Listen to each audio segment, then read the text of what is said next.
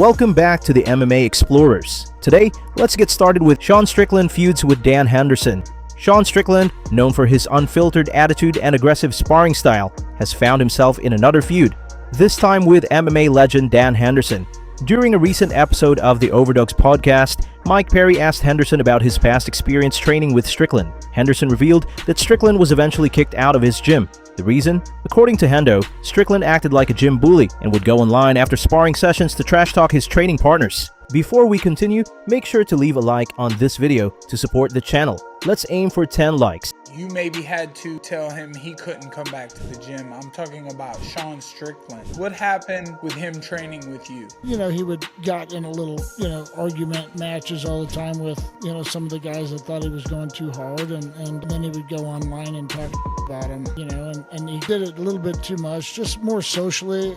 I didn't care what happened in the room, when you send it out to, everybody to hear all that. I'm like, it's just disrespectful for your training partners, guys that are in there training with you to help you out as well. He just did it too many times. I warned him a bunch and then finally just said, hey, dude, you gotta go. But he was a good training partner, and I enjoyed having him in there and liked having a guy that, is in there that goes hard. Strickland jumped into the comments to call out Henderson, accusing him of lying. Strickland wrote, "None of this is true. I was Dan's main training partner for his last fight. He retired. The fight team fell off, and when it was time to renew my membership, I left. But he is correct. I would make fun of the fight team constantly. They would do yoga and skip sparring, lol, I'm talking about you, haha. Funny thing is, we're both at Extreme and spar regularly now." Tony Ferguson plans boxing debut. Tony Ferguson is back, just not in the UFC octagon. In a recent interview with Red Corner MMA, the former interim lightweight champion revealed he's shifting focus to other sports.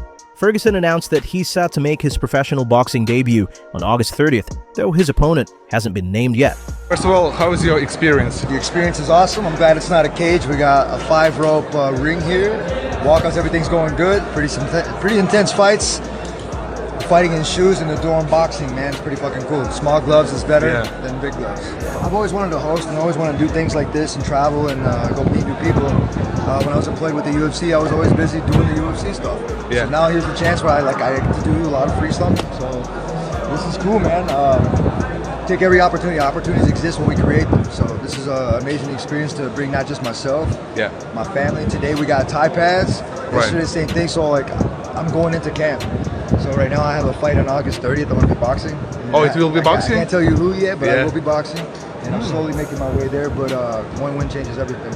When it goes into it, a lot of people use that stupid fucking word retirement. I don't use that word. I'm still competing. I'm 41. I'm faster than I guarantee you every fucking person that's in here. We want to run and sprint. I'm still faster. I could do more pull-ups, more push-ups, more fucking any kind of calisthenics that you could put your name on it. I'm the only one that went through David Goggins' Hell Week. And everybody's got to forget about that. But my mind and my body are on A+. And right now, I am sharp. And I'm getting sharper. So. Blades and shades, baby, we back.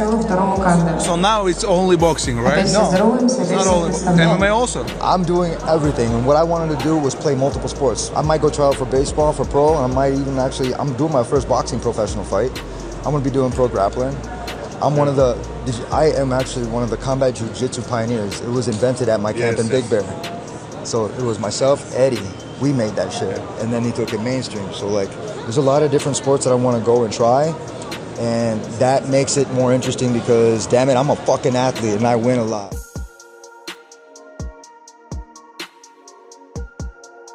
Alex Pereira celebrates birthday early with Nina drama. Alex Pereira kicked off his 38th birthday celebrations early with a party on Saturday. The UFC light heavyweight champion, who officially turns 38 on July 7th, arrived in style with social media personality Nina Drama by his side.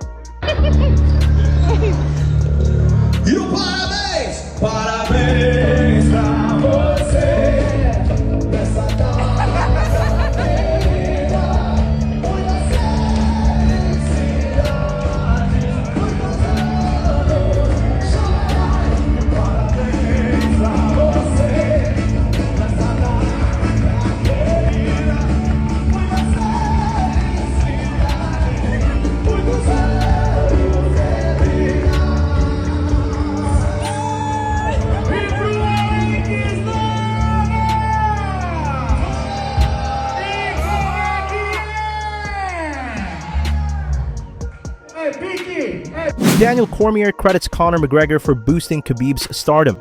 Daniel Cormier recently acknowledged Conor McGregor's role in elevating Khabib Nurmagomedov's career. Speaking on a Pound for Pound podcast, DC said that while Khabib was already dominant, it was the high-profile rivalry and fight with McGregor that launched Khabib's name to the moon in terms of mainstream fame. I was talking to someone today about it. I said, while I may not have the greatest relationship with Conor McGregor, partly because of Khabib and his relationship with Conor McGregor, I respect and appreciate him for being that guy for my brother Khabib. Because without Conor McGregor, Khabib doesn't go to the moon. You need that guy. And I think Ilia, Tapari, and Islam might be that for each other. So while you may not like each other, you may need each other to go to the next level. So I appreciate Conor for helping Khabib achieve the life that he has today. Because before the Conor McGregor fight, he was great. We all loved him on the mixed martial arts level. Right after Conor McGregor, he was a global superstar. Yeah, and can I say something about that too? It even brought religion in there. I feel like, Islam, like the religion really kind of was inspired, man. By Khabib. Khabib. Because they needed him to go take care of this bad guy that was attacking everything that they stand for. If you know Khabib, he's really committed to his religion. Robert Whitaker eyes retirement after 4 fights. Robert Whitaker is preparing for his return to the octagon on July 26th in Abu Dhabi, where he'll face Ranier de Ridder. It's his first bout since being submitted by Khamzat Chimaev last October. During a recent interview, Whitaker opened up about his future in MMA and revealed that he sees retirement on the horizon. 4 fights. I see the light at the end of the tunnel. I want 4 more. That's me. I see the stepping stones needed to do what I want to do. 4 fights gets me to that title shot. Gets me into a position to, finish on top. To have that fairy tale ending. Although he's only 34, Whitaker has been fighting professionally since 2009 and has endured a long, grueling career filled with high-level competition. If things go according to plan, the former middleweight champion hopes to end his career with a title shot and a storybook finish. However, if he's handed a decisive loss in the coming fights, he's hinted he could retire sooner.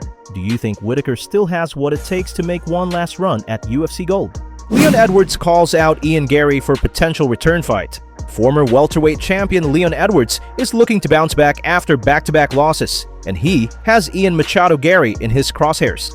Edwards last fought in March, where he was submitted by surging contender Sean Brady, marking his second straight defeat. Before that, he lost his title to Belal Muhammad in July 2024. Despite the setbacks, Edwards remains determined to get back on track and recently told Sky Sports who he wants next. That would be a good fight. Definitely. That's the fight I've mentioned to the UFC. I think that would be a great fight to get back in there. So hopefully, we can get that one done this year. From a style perspective, it's a compelling matchup. Both men are elite strikers with technical precision and undefeated confidence in their stand-up games. But the timing is questionable. While Edwards is still ranked number 4, Garry is number 6 and currently riding momentum after a win over Carlos Prates. Garry has been vocal about targeting Belal Muhammad next, seeing it as the fastest path to a title shot. Do you think Edwards versus? Garry makes sense right now. And who would you favor in that striking battle? Sean Strickland burns hand in fireworks accident. Sean Strickland injured his hand in a fireworks mishap on Sunday and shared the footage on his Instagram. After setting off fireworks, the UFC middleweight showed off a nasty burn, posting a photo of his injured hand with the caption, "The burn is real."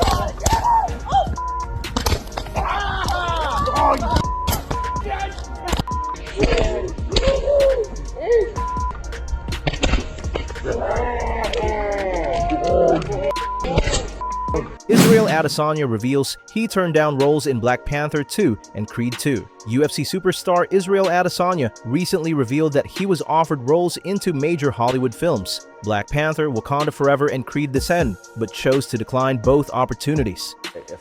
While I'm fighting, if I decide to take, 3 months to film a film. Oh yeah, your training's fuck done. My shit, fuck my shit up. So I just wanted to, while I was especially on top, champion, defending my belt, I was like, nah, I want to do that. So I had the opportunity for Black Panther 2. Bro!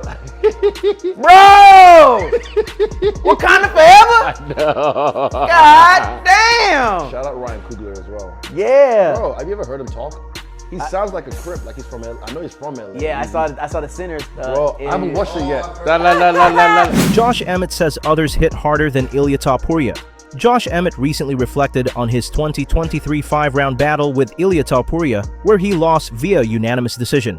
While acknowledging Tapari's skill, Emmett downplayed the idea that Ilia is the hardest puncher he's faced. Before we continue, help us reach our goal of 100 subscribers here on MMA Explorers. Hit that subscribe button and turn on notifications so you don't miss any of our daily MMA content. Of course, he hits hard, Emmett said, but I feel like I've been hit harder by other people I've fought. He's always in a good position. He doesn't load up 100%, but he's accurate and fast, and that's where the power comes from. When I fought Christos Giagos as a lightweight, he hit really hard. Dan Ige can crack too. Thanks for watching.